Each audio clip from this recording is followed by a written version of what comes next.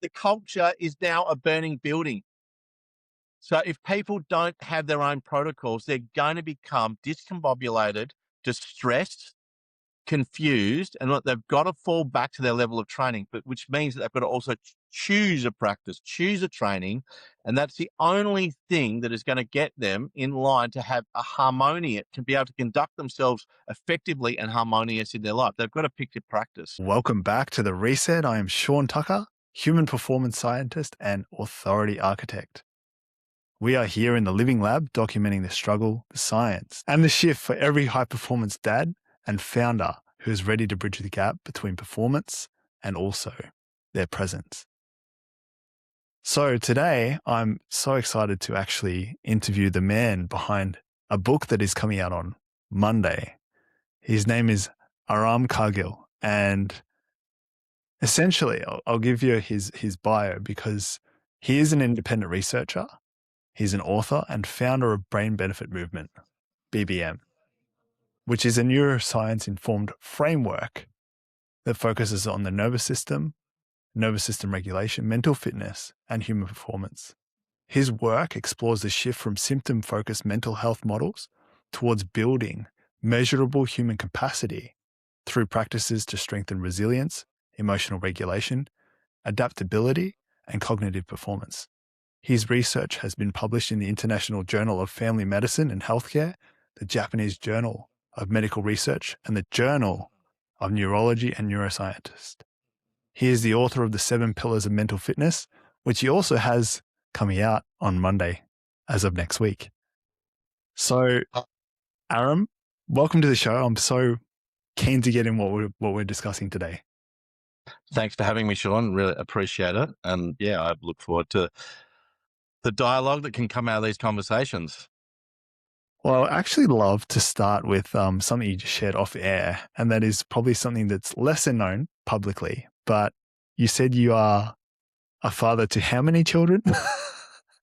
5 of my own and 4 stepchildren, so 9 in total, 5 biologically, and 4 psychosocially through the That's through the incredible. connection of a blended family.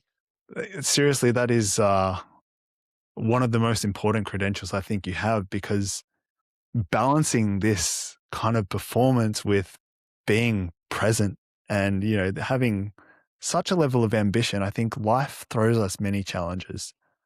And I think what we were discussing off air as well is one of those challenges was gifted to you. And that's where a lot of this kind of was born within you, right? Especially when it comes to writing your book, which is coming out very soon, which we'll definitely plug in a little bit later in the show. But the first question I really want to ask is, as high performance dads, as high performance individuals, how do we really balance that factor of really emotional resilience and emotional capability and capacity with performing?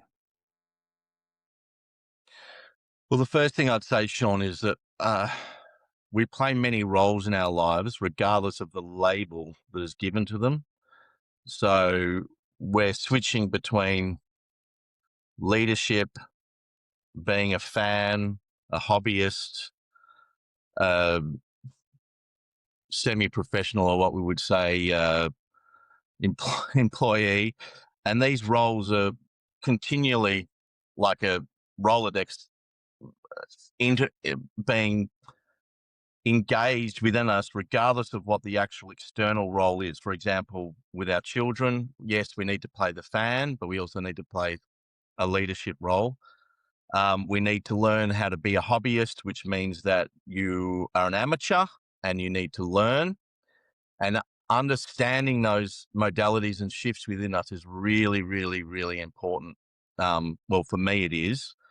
To know, obviously, as a father, I have to lead with leadership, but I also need to come through that door and potentially be a complete amateur looking for new enthusiasm and being a fan of with my children.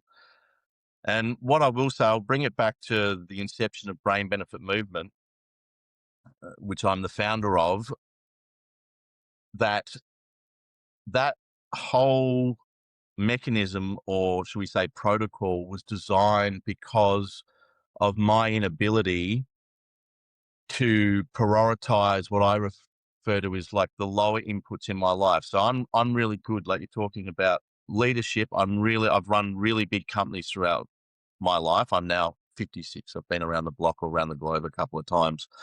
And what I found is that I'm good at big strategic objectives, but not so good with smaller asks coming in from many different directions. So if you're the leader of a big company, you can kind of vet those things out, because if you're a CEO or a founder or whatnot, you can be working on the business, not in the business. But as soon as you move into middle management, which is more to do with like fatherhood, Mm. Mm. is that I found my nervous system and my capacity to operate effectively was very much compromised when I had multiple asks at a more low level, and how to prioritize them, especially when those asks are coming from people that I have a vested interest. So there's an emotional attachment to, I like to placate the people that I care about in my life. So Yeah. if multiple asks come in, I become exacerbated. Yeah. I can become irritable too, because there'll be conflicting messaging within me about how to placate, where to placate, and then in what priority comes in. So what I find with a lot of leadership is they've been able to vet out that whole area of, say, middle management, where you're putting out spot fires, many spot fires. If I have too many spot fires coming in, Yeah. I start not operating effectively.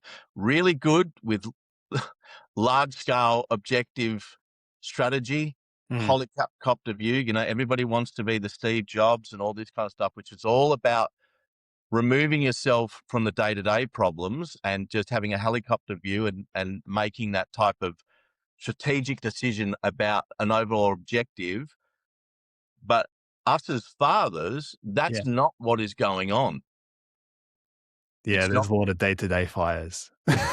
It's a lot, lot, Constant. lot of day-to-day fires, and then you need to know how to prioritize them. So if you don't have a nervous system that can take the incoming inputs without reaction, and just to be able to start to stack them, prioritize them, and also meet them, as you so succinctly say, like with presence, because that's the main thing. The first thing that goes out is presence goes out, because we start to lock into executive function, and so, or attempt to lock into executive function. And so Yeah. our presence uh, disappears immediately. We're not actually present, especially for those that we have that hold importance and credence in our life, where the role is blurred, which is our children. Yeah. As I just discussed at the beginning of the opening of this, our role with our children is continually changing, from everything from CEO all the way down to not a professional. They're not an amateur, not a hobbyist, but as a fan. And we're kind of Mm. going through all of those levels all the time, and being asked to engage with them at all those different type of levels. That's where it starts to become more confusing and harder for men to engage with presence. It's incredibly demanding, energetically, emotionally, mentally, I find, because from what I'm understanding through what you just said, it's like you have to meet them where they're at, not where you're at. And I think when you're in that leadership position within a big company, that you're making very, very important decisions for the health and the benefit of the whole company, it's it's quite different to meeting that problem exactly where it's at.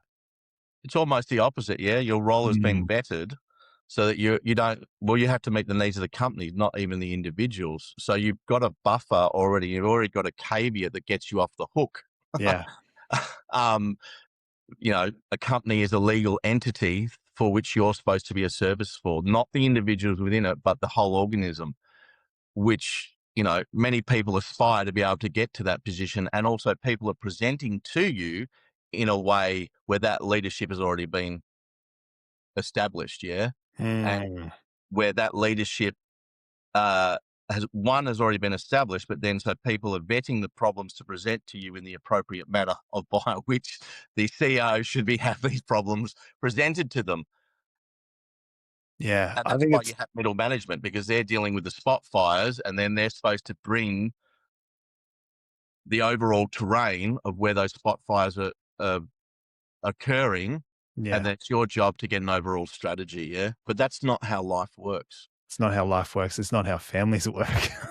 No, but that's why Brain Benefit Movement, BBM, which I'm the founder of, which that there is about improving executive function. So we can look at executive function a little bit.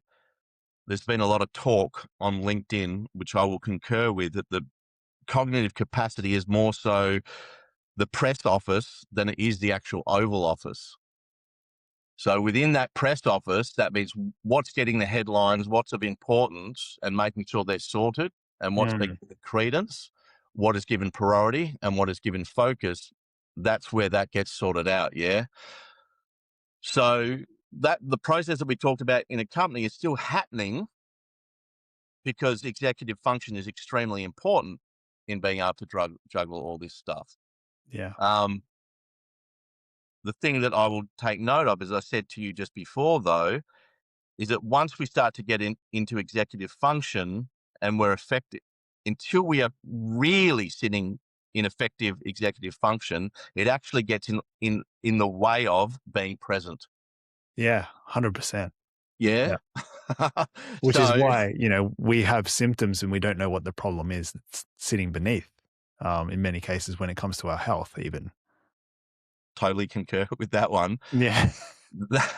Yeah, look, for most of us, we're just dealing with the signal, not being able to get to first principles with that signal. It takes a long time to get to a point where the incoming signals, we're being able to adopt or apply first principles to those signals. It's a long time, and I'm now 56 to be able to develop that. But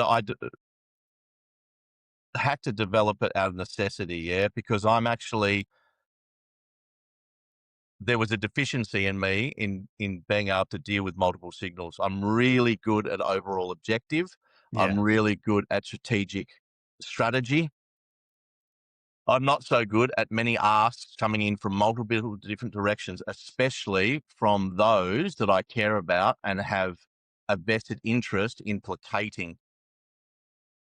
Does that make sense there? Yeah, it makes a lot of sense. And I mean, slight tangent, but I think it's very relative to what you're saying and it's very practical to what you're saying. But looking at even the medical field, you have specialists versus like a GP. Yeah. GPs don't get paid as much as specialists, right? But if you looked at the capacity load, I mean, which one probably has more capacity for what you're talking about? Well, we'd hope our GPs, but unfortunately, most of our GPs, in my humble opinion, Mm, and maybe it is because they're underpaid, are extremely underperforming. And perhaps that's yeah, I agree with that. I mean, I'm going into doctor's appointments where they're not even listening to what I'm saying, or my parents, or my partner, or my children are saying. Yeah, They're almost Googling solutions, and I'm not yeah. joking with that. I've seen them Google. I've seen that Um, too. Yeah, or Chat GPT now.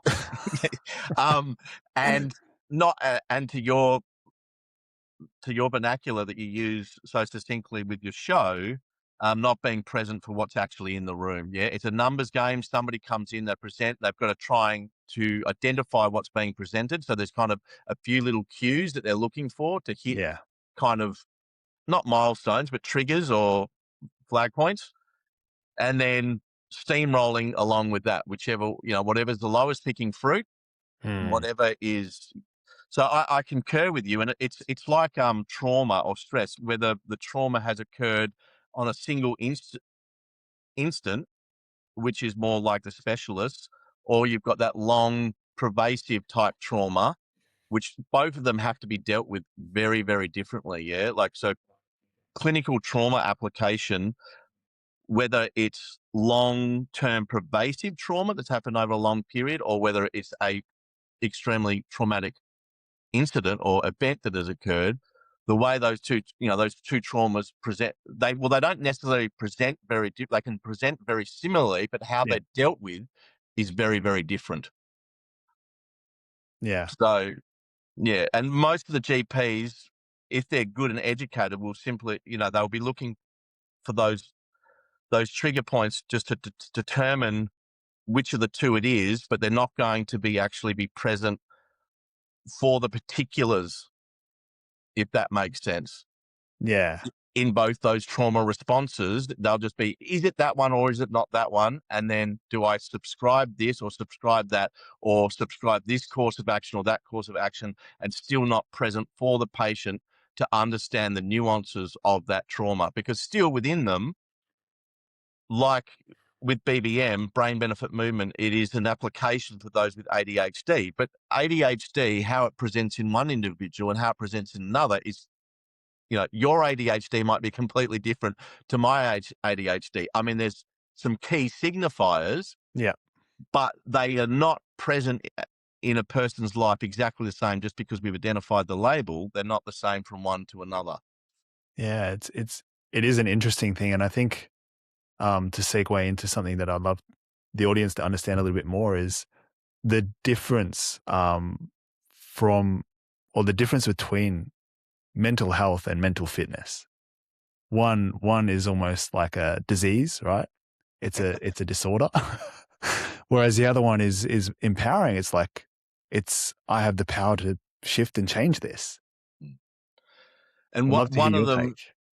one of them, like mental health, kind of also lends itself to not being so proactive. It's like, what are you doing about your mental health, or what is showing up that is compromising your mental health? So we'll do something about that, rather than looking at the individual's capacity and understanding. So that was my attempt in writing this book, is to start to give a language or vernacular to the two polarities, because at the moment the culture's only got two words: mental health and mental illness. Yeah. But none of us are completely mentally healthy, and most of us don't have a mental illness. We're all operating in that grey area in between. So we need to start to develop a language for that gradient Mm, in between those two polarities, I love and that. Yeah. start having a much more proactive framework, especially in this day and age, because we've got low-level pervasive stress occurring across the board on a day-to-day level. So if we don't start operating proactively, because the mind, what people don't get is the mind is not here just for thoughts, it's here to also break down thought. So in breaking down thought is an activity that takes a lot of base load. And Mm, if we're not doing that effectively, which most of us are not, especially now that we've got any time that we actually should be having time to break down, the phone has become involved, yep. TV's become involved, alcohol's come involved, you know, but we're not having proactive strategies that actually benefit us to offload this base load that is now occurring across the board. Mm. How much does that actually impact our physiological capacity? So, like our physical ways that we show up. I mean, I see Massively. a lot of neuroscience, people in research and neuroscience, and looking at, top down executive function is kind of the pathway that you want to kind of build discipline and things like that. But then you see a lot of the somatic, uh, therapists and people are saying, like, let your body lead, like let the physiology lead you to the place where you want to go. Which is correct. It's so Executive interesting. function Yeah. does not happen without the physiology. Yeah, the hierarchy needs to be clearly stated. It is physiology first. I 100% agree with that. We Um, cannot access these things, no matter how well we know them, no matter what insight we've got, unless the physiology is enabling us to actually access them. And when the body is stressed, no matter what you know, it will become inaccessible.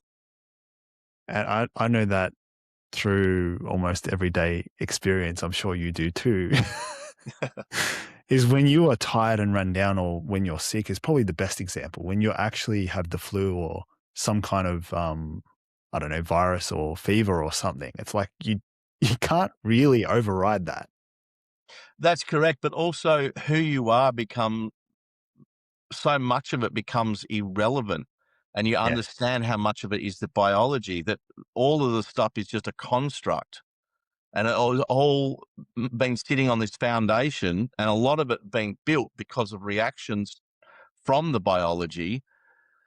But it is a really, really important shift that is now occurring, that psychology needs to understand that it is physiology first. And I think that shift is starting to occur. It doesn't matter what insights, it doesn't matter what knowledge, if the biological organism cannot operate effectively, all of those aha moments, those Mm. revelations are not going to be integrated unless they're integrated through the body. And the body has its own process. It doesn't matter how much well you get it intellectually, Yeah. your window of tolerance needs Mhm. to be worked on, because as you know and I know, you can have profound leadership skills and be triggered if something doesn't meet the right protocol, justifications come into place, indignation, whatever it is. And all of those are a reaction to your physiology not being able to access or have a stable state within the organism to Yeah. be able to access what you actually cognitively have been storing. Yeah. I'd love for you to speak into this. Where does survival live then? I, I see there's two places where it lives, right? But I love your take on that because it sounds like if it's physiology first, if it's not safe for the organism to really be there and be present with whatever's happening, you can't take in new information, right? You can't even make proper decision. It's survival. It's probably the quickest, sharpest, shortest route. And to your point there, is even if you have taken in the information, is it accessible in the Yeah. moment? So you may have gathered the information, you may have the information, and you may be able to access it when the environment is conducive to doing so. Yeah. But once the pressure steps up, you, as you will have heard some of my favorite sayings, you will fall to the level of your regulation. You will not rise to the level of your aspirations. And that's, you know, it's a really important point that people need to understand, because even now, as we start to integrate pharmaceutical, um, LSD, MDMA, all those type of things, all they are doing is creating headroom for momentary access. But if the framework is not there to then continue from that point onwards, Hmm. that work, and I know this clearly because I'm now 56. My parents are hippies. I saw the 70s. Yeah, I saw clearly the benefits of what psychotropic drugs can do. And I still know them from this day and age because I've got quite a few friend practitioners who are now implementing this, as we open up the floodgates to this.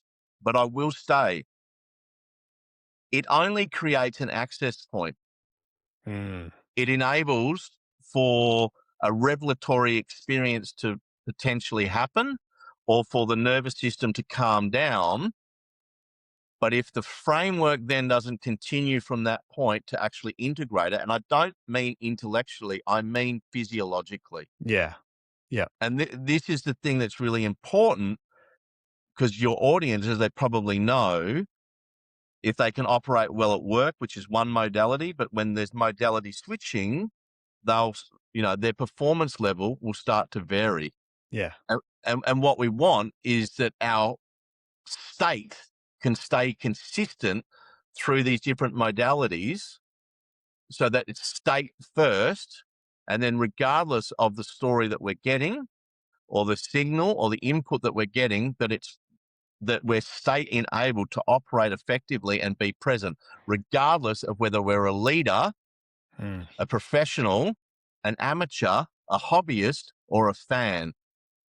Like all of those things. And children are a great example of this, because you need to move through those continually. And I really love what you said, Sean, when you said to meet them where they're at, Yeah. because in so much of life, we are able to construct a persona, or we have a constructed role or designated role.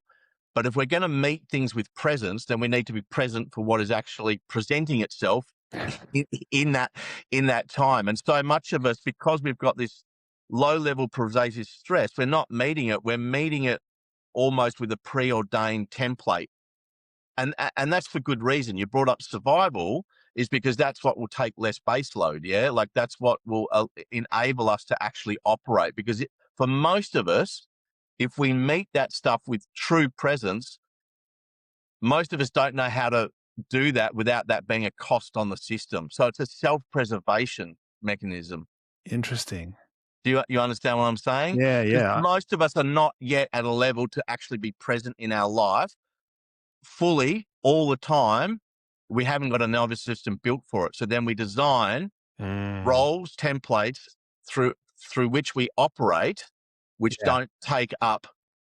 Well, it's modes of protection, isn't it? Really, it's protection from that vulnerability of almost not knowing, stepping into that space of totally unknown. Because what if I collapse in that? Because if that identity is a construct, then it's just a mask or a role that we're playing in that space, which makes it And incredibly difficult when you're challenged in that space, because it means that you are human.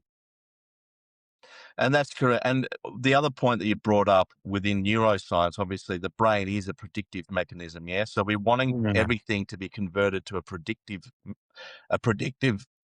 type sequence. Yeah. Because that makes us safe. And as soon as we're not able to predict it, then we're moving into unsafe territory. Yeah. But Yes. that's what being present is about. Yeah. You don't want to, if you're going to be truly present, you're not dictating onto reality. You're open to reality and receiving, and then doing that with the information that you're given, rather than trying to preempt the information. So Yeah. that's why psychedelic type therapeutic, or one of the reasons why therapeutic application has been successful, because quite often most of us are perceiving our experience. Yeah. Yeah. What drugs do is they bring you right up to the window, and you're just experiencing your experience, and then you make perceptions out of what you've experienced. So instead of that template that you're talking about occurring and Yeah. perceiving your experience, the drug experience is so overwhelming, and also not just overwhelming intellectually, it's overwhelming the body. So and that's why quite often people move into fear states and don't get a beneficial experience out of it. But Yeah. what we're doing is that we're moving out of perceiving our experiencing into just experiencing it, and then making conclusions out of it, or understandings, creating stories from the experiencing, not placing story onto the experience. Does that make Yeah. sense? It Does makes that make sense. sense? And I think it leads into probably the next question I want to ask, which is, you hear this word integrate or integration a lot, especially in the somatic spaces that I work in and I'm part of in those communities. But I'd love to know what do you mean when integration comes up? Because people have different. I actually asked one of my mentors, like, what do you mean by you need to take 3 days off to integrate? Like, what do you mean by integrate? For me, is integrate is it to move from the head into the body. So the body's process is quite, it's slower Mm. than the mind, because the mind has got a whole lot of templates. It rationalizes very, very quickly. It's already got, as we just talked, we refer to it as the press office. It's already got a mandate. Yeah. So Yeah. it's already taken that information. It's already got a pre-designed mandate, which it's kind of transforming that information into, and done and dusted, and we can move on. And that's its role. That's what it needs to do.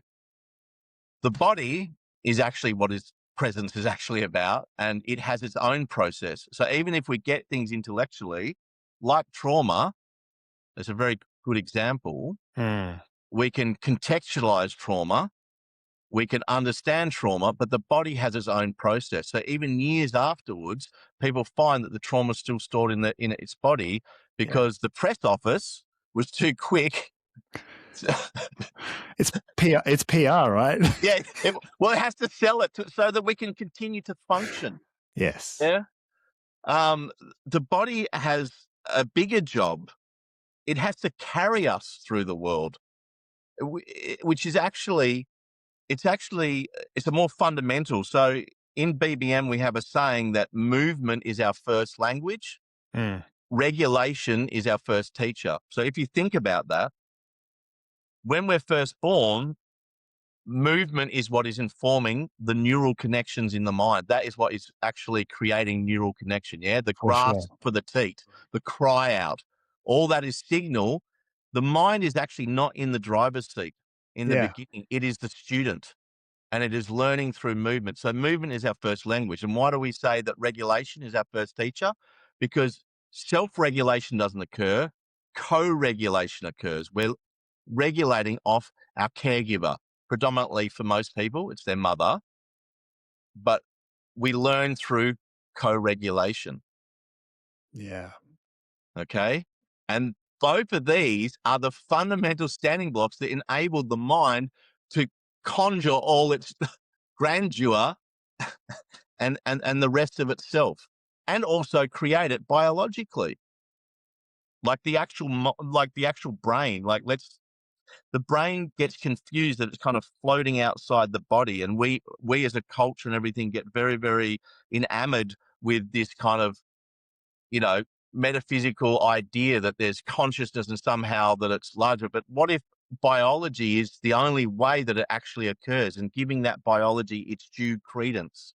Mm. And by doing that, we actually access that stuff so much more profoundly, but not just profoundly, so much more practically, that we Yeah. can actually apply in our lives. That's why you get all these gurus and stuff who then, cavorting with young girls and all that kind of stuff, because their biology, they can't, they haven't integrated. That's what your teacher means. They haven't integrated it. They've got it all intellectually, but it's not within the nervous system. It's not within their biology, and they haven't elevated their biology to the same level as they elevated their highfalutin conceptual ideas.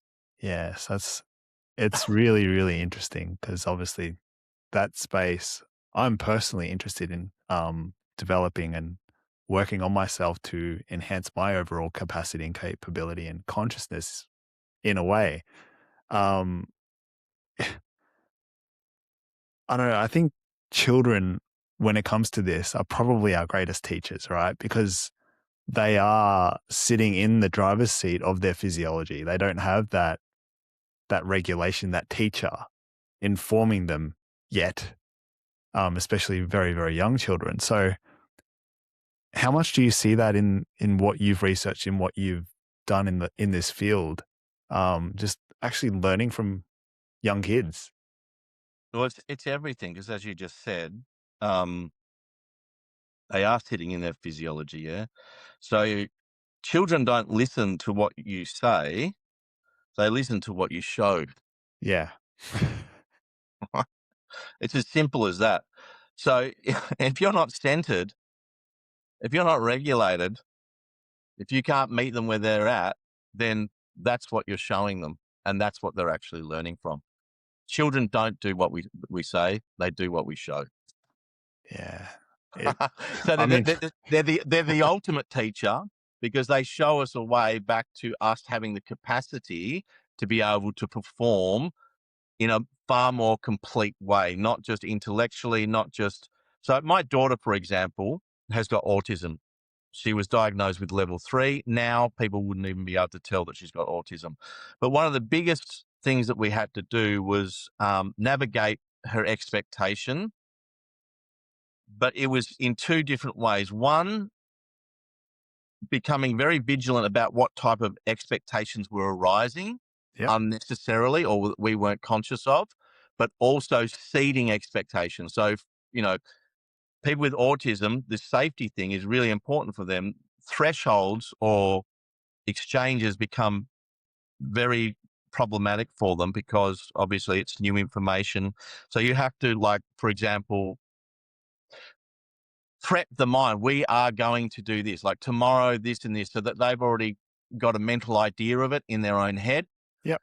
They've already integrated it. um, Physiologically, they've got used to the idea. So one, we had to like seed expectation. So really go, this is what you're going to expect. This is what you can expect. This is what you're going to expect. But the other thing is with children is that expectations start to arise that we might not be aware of. Yeah. Mm. And that can be as little as we're going to go here, but we didn't say that we're going to go in a friend's car. And then all of a sudden they become completely disorientated, discombobulated because they're used to going in the family car, but we were taking, somebody else was taking us and whatnot. So with somebody So with high interesting. level Yeah. needs, you Yep. have to really kind of say, we will be taking, Jenny's car in this type of thing. So that's really making sure that the nervous system has been primed, Yep. which is two things. We just talked about the mind being a predictive mechanism, and then the physiology being a safety mechanism. And so that's how those two reciprocal relationships occur. The prediction moving into safety, and the safety, the prediction indicates safety for the brain, which Mm. is then translated into the nervous system. So the two systems have a slightly different language, but is a reciprocal kind of symbiotic enmeshment that occurs. But what can occur that in the translation sometimes that gets either disrupted, distorted, or whatnot. So we've got to be very, very careful and then deliberate with not only the language or the vernacular Mm. or the messaging, but it's better to think about it, if we think about it in physiological terms, the signal. So how is the signal showing up? Am I expressing the message with franticness or necessity? Because the body will listen to that, Yeah.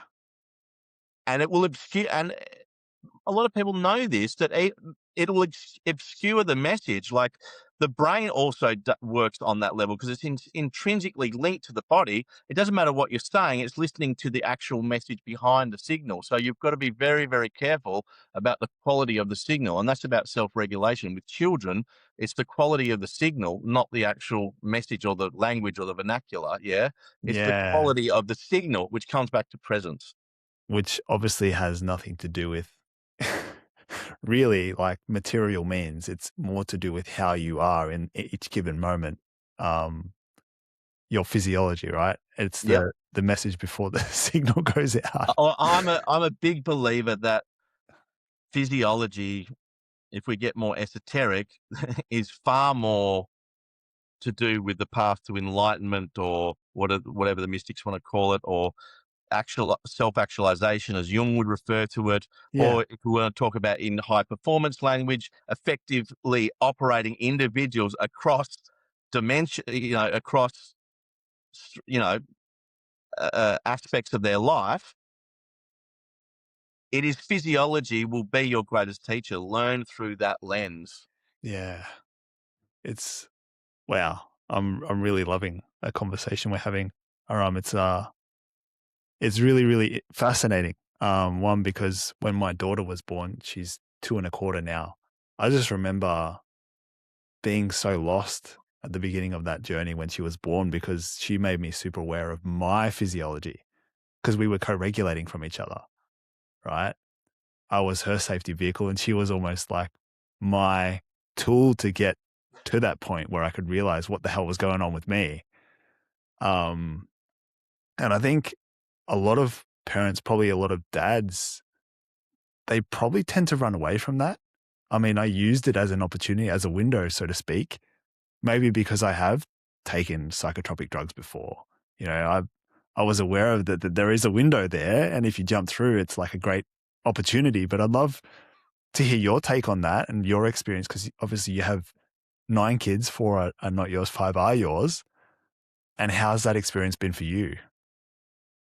Yeah, having my first child was profound. Um, and I was very, very stressed leading up to it. I was, building a really large company, so like kind of like a bird gathering sticks to build the nest, but really stressed out about it. And then as soon as my first son was born, all of that just dissipated because evolution and the natural biology was like, obviously things like serotonin, oxytocin flooded my blood, and it was just like, as soon as I held him, it's going to be all right. We'll find the way that it has to happen because Mm. this miracle is here, Yeah. and it is my job just to make it happen. And then obviously biology, has got a, a predisposition to want to enforce that feeling because it knows that that's how you'll be most effective, not if you're stressed and we've got to do this, we've got to get that thing, we've missed out on that, and blah, blah, blah, blah, blah. So leading up to it was all stressful, and then as soon as I held it, it's like,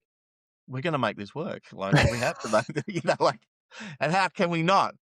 So, completely different experience within myself, and thank God.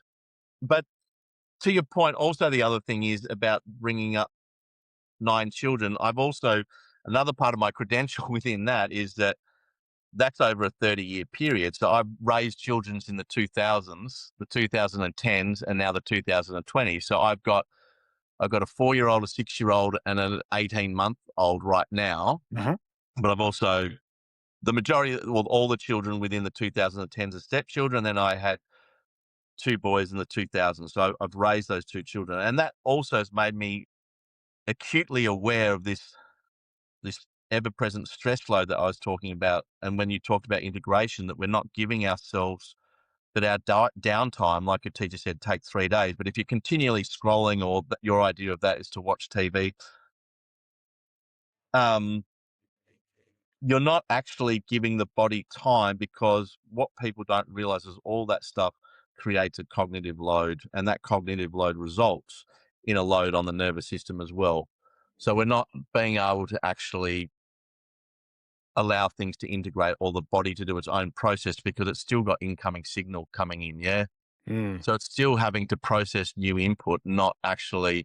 And I said, very importantly, the mind doesn't just think, it also has to break down thought, which is cognitively expensive as well. And there's 2 parts. There's thinking part, metacognition, that people refer to, but there's also lots of biological. There's actually waste from the brain thinking. Through sleep, we have to actually break down thought. Yeah, the brain actually creates its own waste. So through rest is our way of expelling that waste through all the stuff that we've done. So there's kind of 3 segments to this of doing it. There's the cognitive aspect of, if you can't break down thoughts as fast as you're creating thoughts, which is what happens for a lot of people with ADHD. Yeah. And that's why we're seeing a lot of ADHD-like symptoms, which aren't actually ADHD. We're now gaining ADHD systems within the culture. Yeah. Because we're adaptive creatures. As many people have pointed out, people with ADHD would have been supreme apex predators back in a different era, and that type of neurology would actually be a benefit. Always being, present for the external environment if anything changes. So predators, whatnot, Yeah, that being type of, hyper aware and hyper acute. yeah, Yeah. yeah. Yeah. And so that type of nervous system and that type of thinking is conducive to that type of environment. So there's always a reciprocal relationship, yeah, environment and who we are, physiologic, and the two are always, they're in a conversation, yeah. They Yeah. have impact. They have impact on each other. So to that point, what I'm saying is that we have the cognitive, we have the physiology, and then we have the pure biology. Yeah, that's kind of like a 3-segment. But and it's funny, what I find in all my research is 3 is a very important number. I don't mean to get mystic, but my work, I come from a very scientific lens, but it still lends itself to, well, you know, what are statistics? They're pattern recognition. So really, they're the humanities department of the mathematical fraternity. Yeah, it's just because without human story, statistics don't. It's just the study of human story. Yeah, Yeah. That's what statistics are. So it's like the humanities department. It's not really maths. It's just kind of, it's math storytelling. But within that, we notice patterns. Yeah. It's pattern recognition. So three becomes really, really interesting. We think in story. Yeah. Beginning, middle, and end. Man, woman, and child. Well, Yeah. now we're adding to the story, and whether it be non-binary or or the whatever. But pri- the primary principles, just like with color, we've got lots of variations, but it comes down to magenta, cyan. We've got three primary colors, and then all the extrudiant around it. Yeah. We think primarily through physiology, cognitivity, and then our pure biology, and they all have a reciprocal moving relationship with each other, Mm. and they all impact each other. Yeah. Well, as you So said, they're informing each other. that's right. Yeah. And I think that's perhaps what, even with the Christians, what they're referring to as the Holy Trinity, the Father, Son, and Holy Spirit. That almost goes into that. If you want to get metaphysical or spiritual about it, I think it's kind of some inclination towards that. Yeah, the Father, the Son, the Holy Spirit. Mm. Yeah. So, but I don't go mind, body, spirit. I kind of think of it more as biology, physiology, which is kind of the nervous system, which is it's kind of the gateway between the biology and the more cognitive type of operation that we have. Yeah. And so the nervous system's negotiating both those things, the thinking as well as the biology. Yeah. And they both have impact on the nervous system, but the nervous system is our gateway to both of those to assist. So it sounds like the nervous system is really that window of experiencing the present. Yeah, well, our nervous system is particular to us. All Yeah. organisms have it, but our nervous system. Well, one, mammals are the only creatures that don't just run away to threat. We run away to each other. We know that our success happens together. Yeah. So the instinctual instinct for the individual is to run towards the caregiver or the pack, not just simply where all other species on the planet run from threat. Mammals are Mm. the only ones that actually run to other. Run and gather. Yeah. Yeah, run and gather, or run to for children. It's just run to mother or run to gather. Yeah, and that's why co-regulation is so important Yeah. for I us think as a species. Yeah, even and now why is the most, nervous system is that window yeah, I think for now more than us. ever, in the space of wars that are happening, it's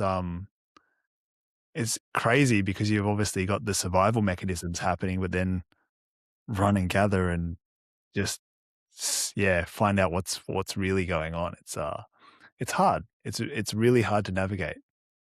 Yeah, Um, but so I just come back to first principle thinking, and for me, the first principle thinking is to come back to our physiology. And if we get the state of our physiology right, yeah.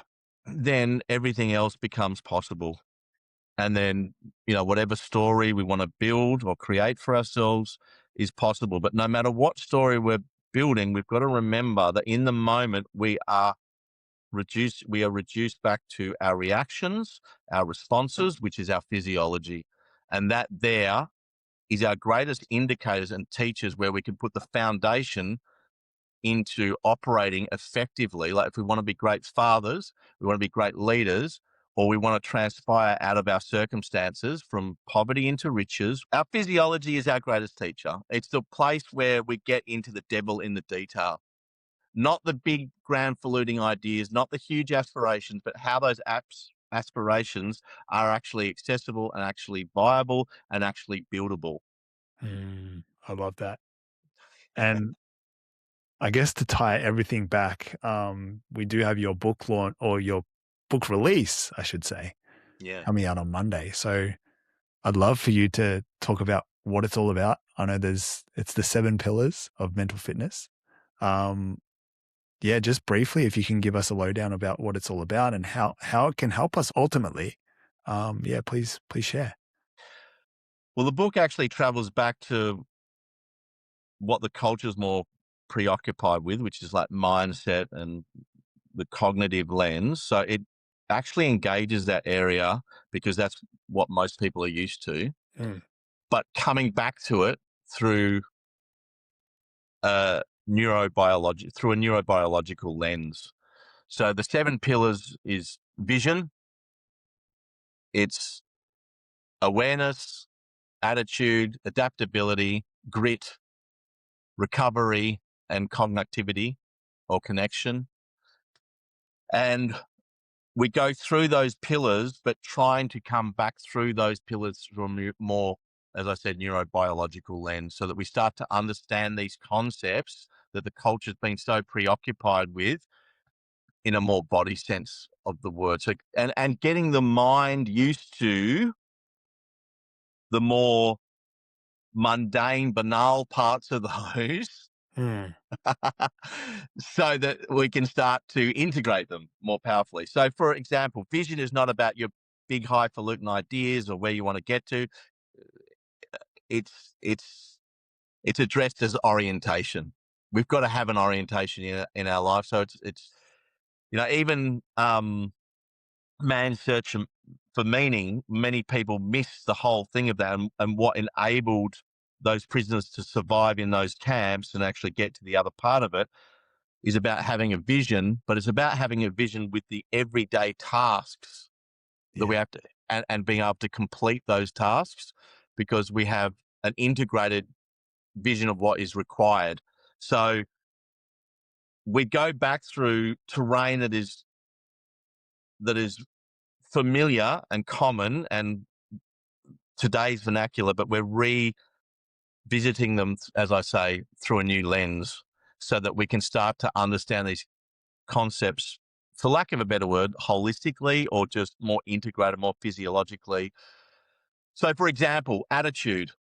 Attitude is treated as a barometer in that. So, it's a really great mechanism for self awareness Yeah. because instead of it being, oh, have a good attitude, I mean, I really like attitude because I think that attitude is far more powerful than a mindset. Yeah. You can have I've had many clients where they don't have, mindset is not part of their whole language, la da da, but they've got a great attitude because, they're the salt of the land. They've come from the country or whatnot, and they've just got a great attitude. Mindset has got nothing to do with it. So if we refer to attitude as our internal climate, it's the filter through which information is coming through. Yeah. Then Mm. that's a great barometer and a much more practical way to deal with mindfulness so that we're actually saying, what is my attitude today? Is my attitude in this moment showing up differently to what my values and the aspirations that I have of myself? So it's a wonderful mechanism. So in the book, it's treated as a barometer. Yeah. It's a weather barometer for our internal climate. I love that. Yeah. Sounds Yeah. very, very, very practical. I guess using the word integration of some of these concepts that we've probably heard for a long time. And yes, understood intellectually, but maybe not physiologically. Yeah, synergetically, physiology, and getting a practical application.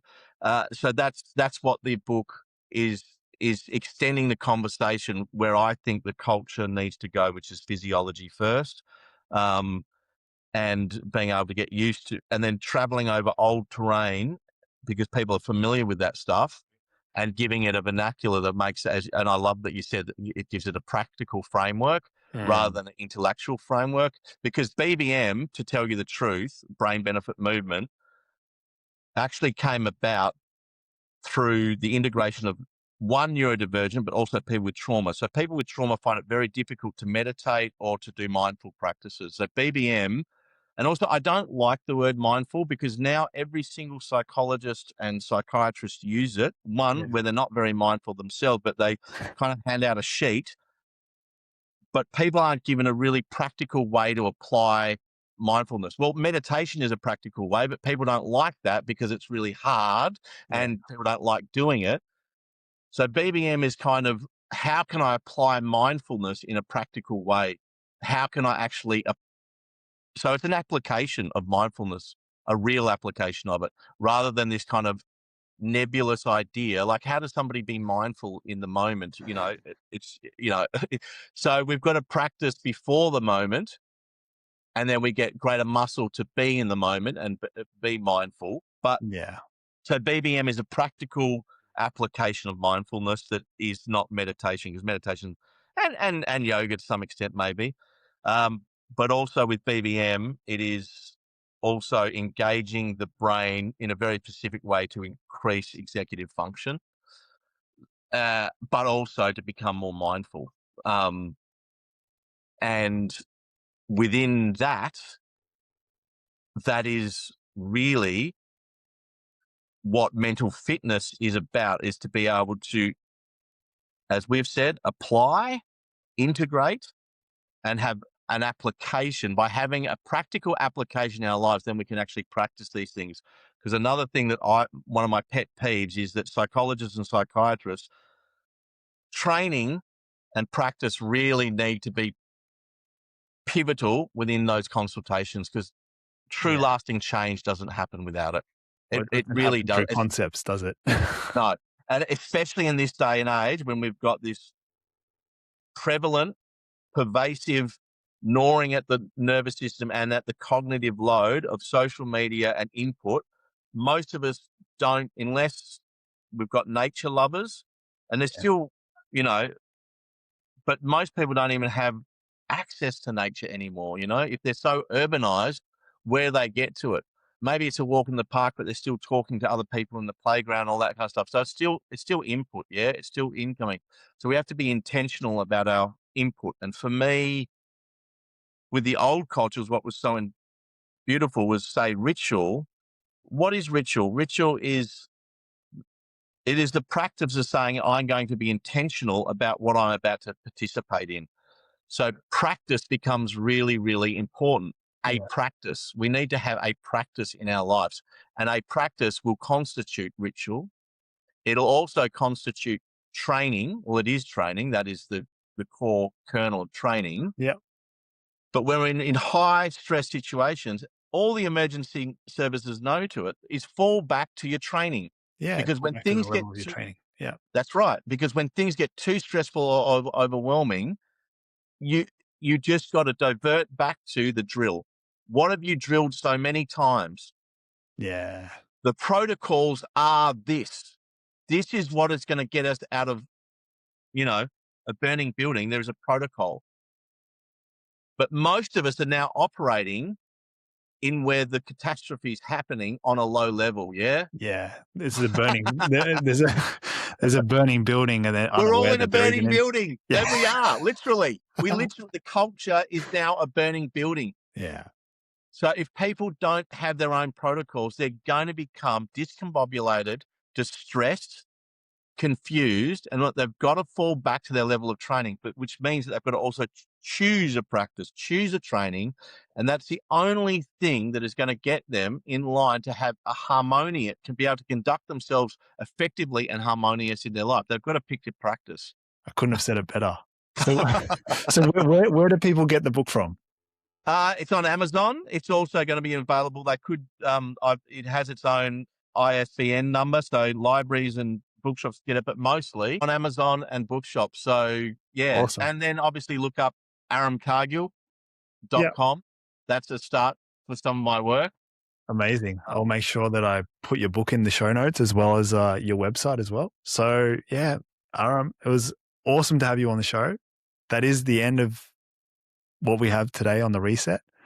So if you're ready to stop being a passenger of your own life and start being the architect of your legacy, make sure you comment or DM wherever you see this podcast, the word reset, and I'll shoot you the 7-day reset guide. Most people wait for their life to change.